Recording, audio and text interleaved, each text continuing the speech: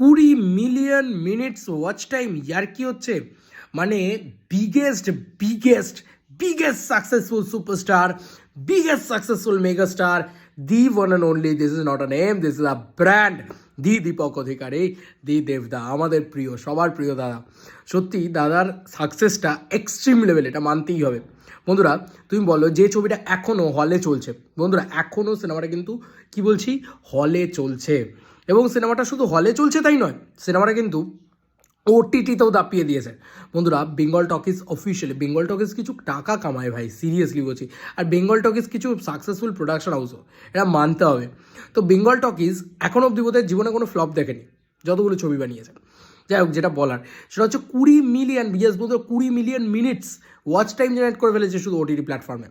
প্রজাপতি 2, ইয়েস দেবদার প্রজাপতি 2 ছবিটা 20 million minutes watch time generate করে ফেলেছে। হলে তো চলছেই এখনও, মানে ছেড়েই দাও সেটা, সেই বিষয়টা 100 দিন ক্রস করে গেল। এটা নিয়ে আলাদা করে আর ভিডিও তৈরি করিনি, কারণ আমি সত্যিই ভাবিনি যে খাদান নিয়ে না হয় আমি এপ্রিল মাসেও ভিডিও বানাবো। এটা সত্যি কথা যে ভাই ডিসেম্বরের ছবি আমি এপ্রিল মাসেও ভিডিও বানাবো খাদান নিয়ে, এটা মানা যায়। কিন্তু তুমি বলো যে একটা ছবি, যে ছবিটা আমি জানি যে ফ্যামিলি ড্রামা ছবি, সেই ছবিটাকে নিয়ে আমি এপ্রিল মাসে ভিডিও বানাচ্ছি, আমি তো এক্সপেক্টই করিনি। কিন্তু ওটিটি আপডেটটা আমাকে দিতে হতো ভাই। দেবদা যা ঘটনা ঘটাচ্ছে না ভাই, এই মানুষটা সত্যি বলছি, মানে এই মানুষটা নেক্সট লেভেলের রেকর্ড ক্রিয়েট করে। বাংলা ইন্ডাস্ট্রিতে বাকি কারুর দম আছে এরকম লেভেলের রেকর্ড ক্রিয়েট করা?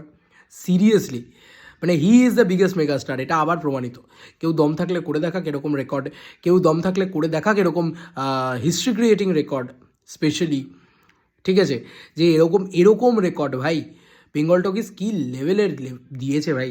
20 মিলিয়ন, তুমি বেঙ্গল টকিজের ফেসবুক পেজে যাও, 20 মিলিয়ন ভিউজ জেনারেট করেছে শুধুমাত্র বেঙ্গল টকিজের পেজ থেকে। গ্যাস বন্ধুরা তোমরা ঠিকই শুনছো, 20 মিলিয়ন, এবং মানে সেখান থেকে পেজ থেকে বেরিয়েছে আর কি। 20 million minutes watch time generate করেছে হচ্ছে তোমার জি5 থেকে। এবার দেখো টেলিভিশনে দেবে, টেলিভিশনে দিয়েছেও হয়তো।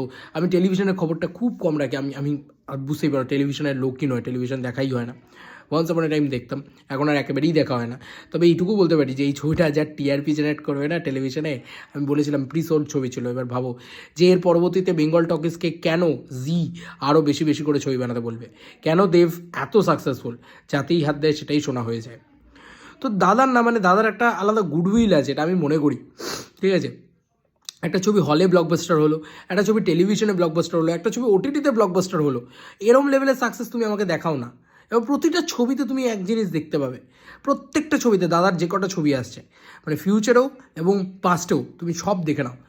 এটাই হচ্ছে দাদার পাওয়ার, এটাই হচ্ছে দাদার বক্স অফিসের পুল, এটাই হচ্ছে পাবলিকের ভালোবাসা, মানুষের ভালোবাসা টু দেবদার প্রতি।